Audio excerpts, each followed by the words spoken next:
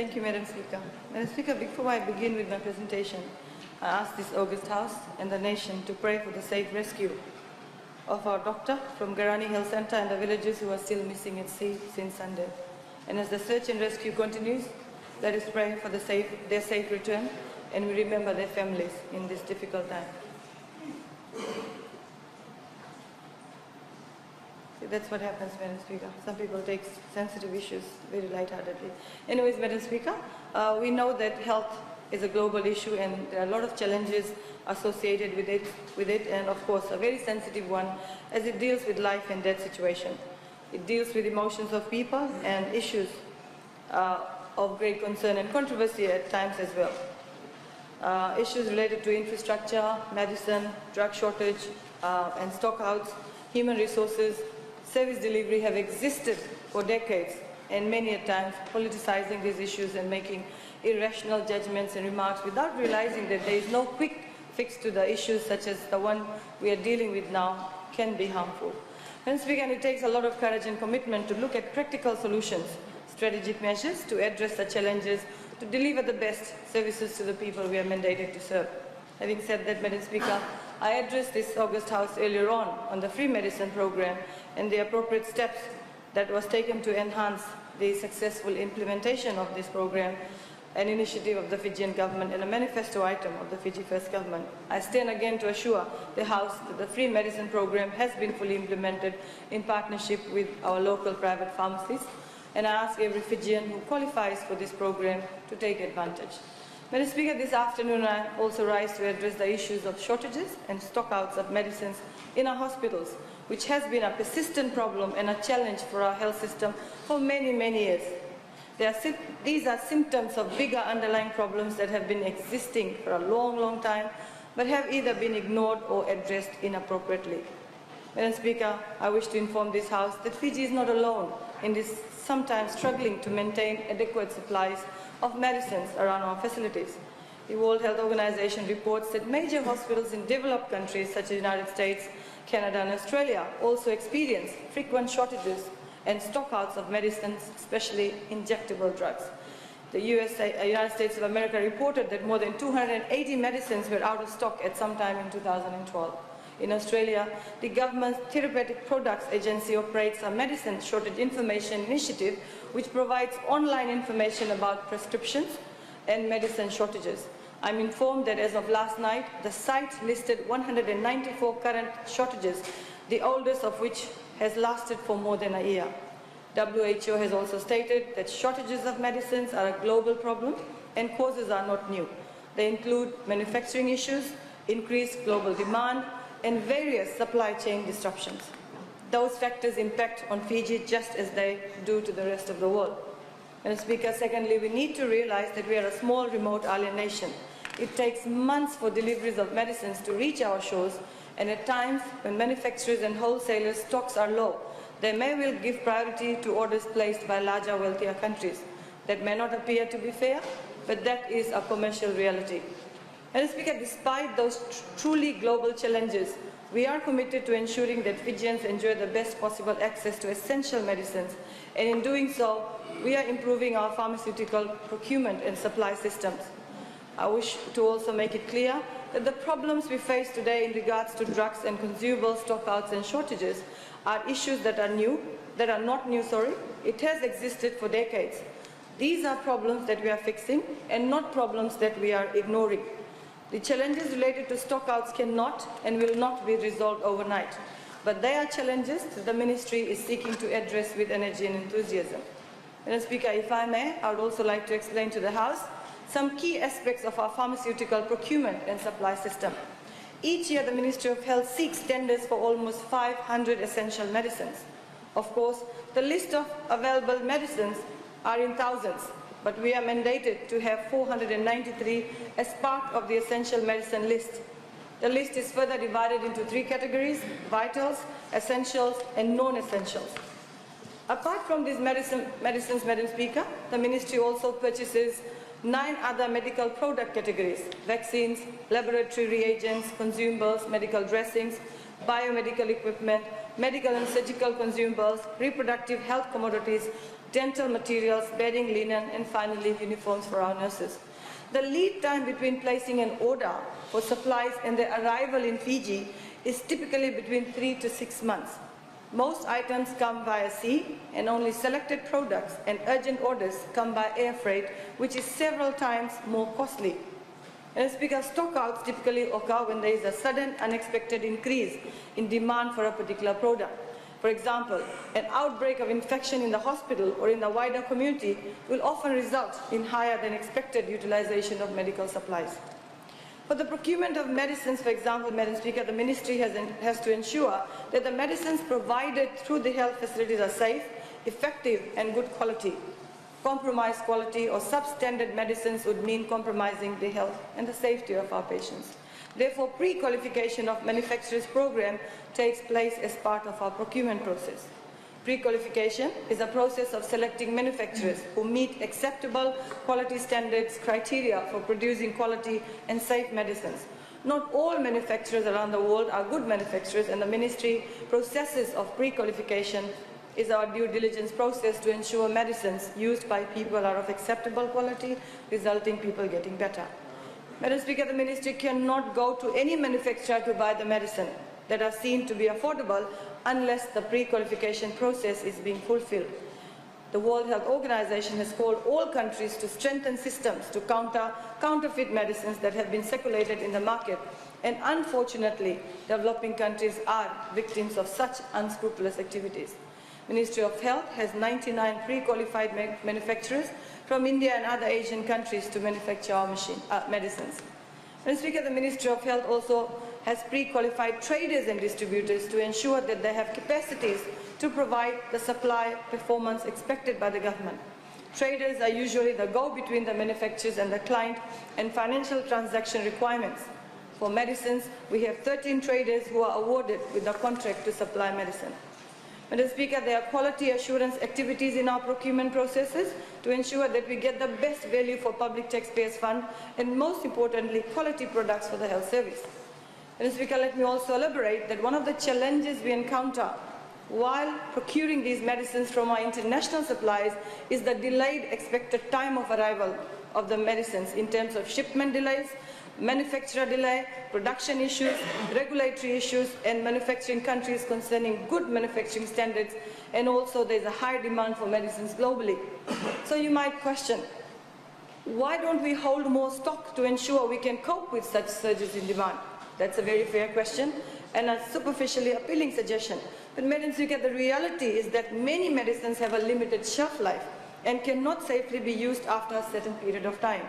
If we were to hold larger stocks as a buffer against peaks in demand, there would be a much greater risk of medicines going out of date and having to be disposed of, potentially wasting a great deal of money. Madam Speaker, our wastage rate, that is proportion of the medicines that we order, but which go out of date, is now just 2%. That is excellent. But it also means that stockouts are more common. We need to look again at where we strike a balance between reducing the cost of wasted medicines and increasing the risk of stockouts. Long lead times and the need to reduce wastage are just two examples of the complex issues that we face in seeking to ensure a reliable supply of medicines at a cost that our nation can afford. Madam Speaker, I have assured the House that I am committed to improving the pharmaceutical procurement and supply system. One fundamental weakness where change is already underway is the crucial area of human resources. Managing a complex procurement and supply operation requires highly skilled staff. In the past, the Ministry has treated this vital area as no different from any other, more routine administrative functions. In fact, it needs people with specialized skills who can oversee sophisticated business processes both centrally at the National Pharmaceutical Warehouse and at the hospital level, where stock of drugs and other items are held and made available to our patients and health professionals. Madam Speaker, we've already recruited more pharmacy assistants who will be able to better manage stocks at local level. We are also seeking to ensure that the job evaluation process, which is currently underway as part of the reform across the civil service, gives due recognition to the demands of the modern-day supply system. We need to offer levels of remunerations that are adequate to attract expert staff who might otherwise be tempted by similar opportunities in retail or other distribution industries. So looking more broadly, Madam Speaker, and again as further evidence of our commitment to tackle the persistent problem of shortages and stockouts, the Ministry of Health and Medical Services recently obtained support from Australian Government through DFET to appoint an expert in healthy supply chain management to review our system and provide a plan for its improvement. That plan was submitted in draft to me last week. It provides a clear basis on which we can begin to build a better system, and I wish to put on record my appreciation to DFET for their support. Madam Speaker, the draft plan contains almost 40 specific action points in areas such as information system and technology, purchasing and contract management, business processes, and organizational structure and management. Madam Speaker, the plan has only been with the Ministry for a few days now, and many of the details are still under review, as I've already indicated. But one area which demonstrates the extent to which the supply system has been neglected over many, many years is the information system and technology. Madam Speaker, as I stand here today, the purchasing, storage, and distribution of essential medicines throughout Fiji is being handled by a computer system which was installed in 2003 and has never subsequently been upgraded. What is more, the company that supplied the system has not supported it for the past 9 years, which means that any problems are not fixed, and there is no guarantee of recovery from the large-scale failure. The computer system is so old that it is no longer fit for purpose, and staff are forced to adopt manual approaches for many key tasks. Needless to say, these processes are slow and prone to errors. A more up-to-date system would not only improve processes at our central warehouse, it would also support better management of stocks at the hospital level and ensure fewer shortages and stockouts across the system as a whole. Madam Speaker, the government will address the weaknesses that afflict our pharmaceutical procurement and supply system. As evidence, I can inform the House that during our recent visit to India, the Honourable Attorney General and I took the opportunity to see the demonstration of a state-of-art computerized supply system that is in use in India in some of the country's leading hospitals and health services. We're both impressed by what we saw, and I've asked that we give serious consideration to acquiring the system for use here in Fiji and take up the Indian government's offer of support and capacity building. At the same time, Madam Speaker, I recognize that this is a highly specialized field in which all of us are not experts, so we are going to take the Government of India's support and expert advice on how the system will be best suited for our country's need. Madam Speaker, the recent review has also highlighted the need to strengthen senior management and governance of the Fiji pharmaceutical and biomed services. While I wish to further acknowledge FPBS, their efforts and current leadership, I also note that they are being asked to undertake tasks that are beyond their levels of expertise.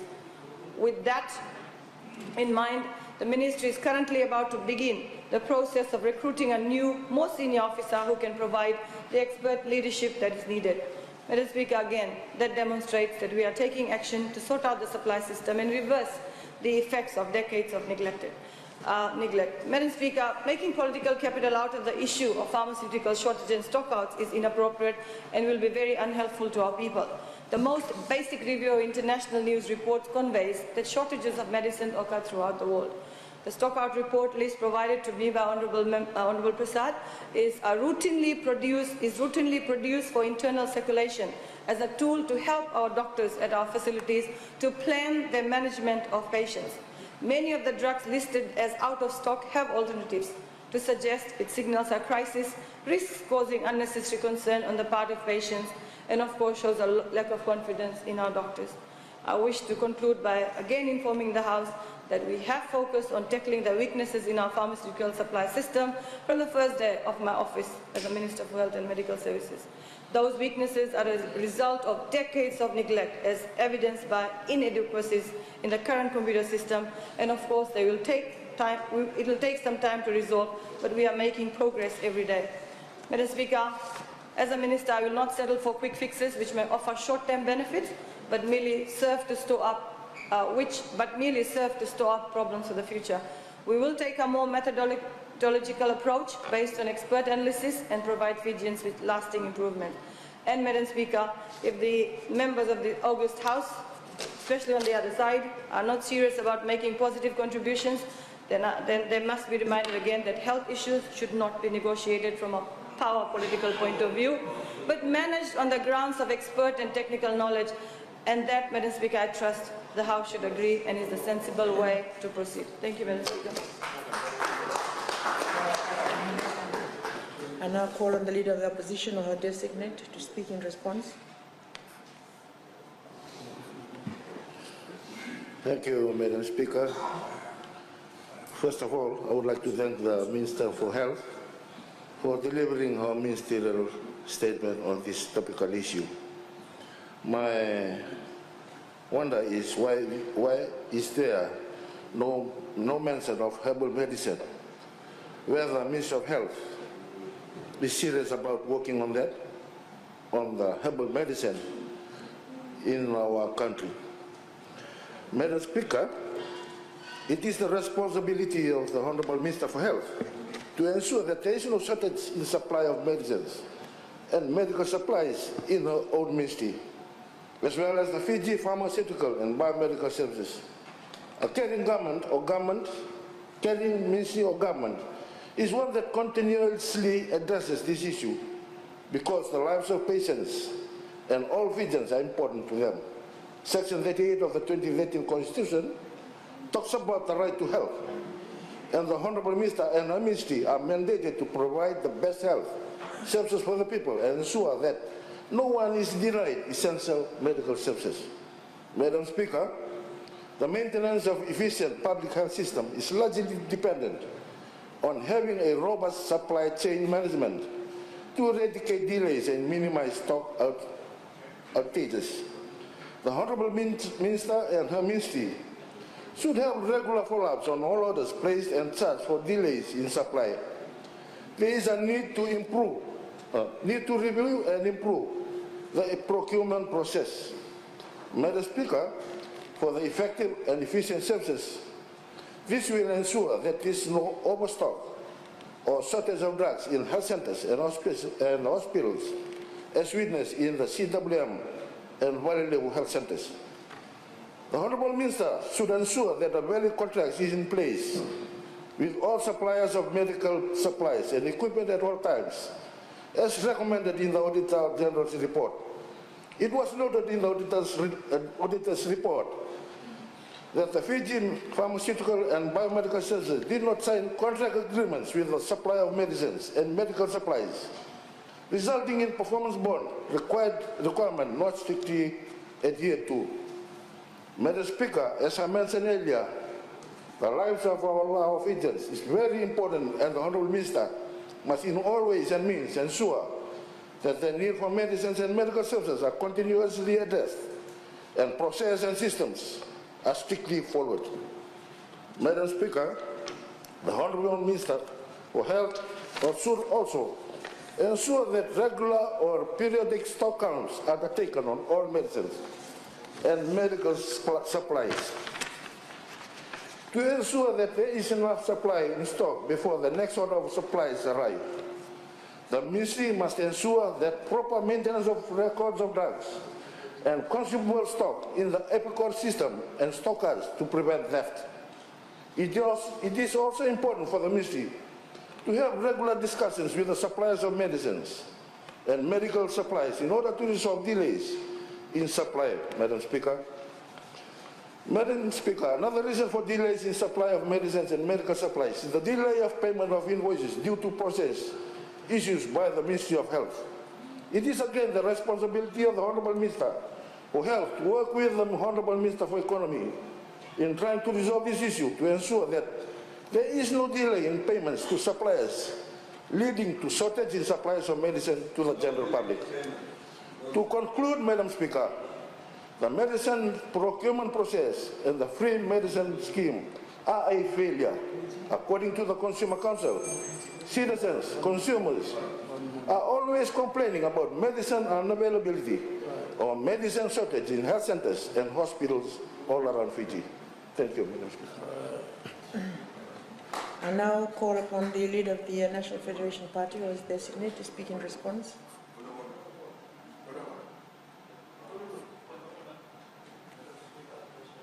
Point of order. Ms. Honorable Vande is referring to a audited report. Just wanted to ask which year he is referring to.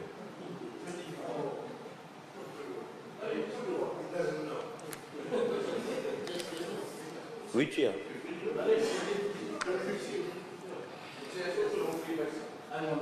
Thank you.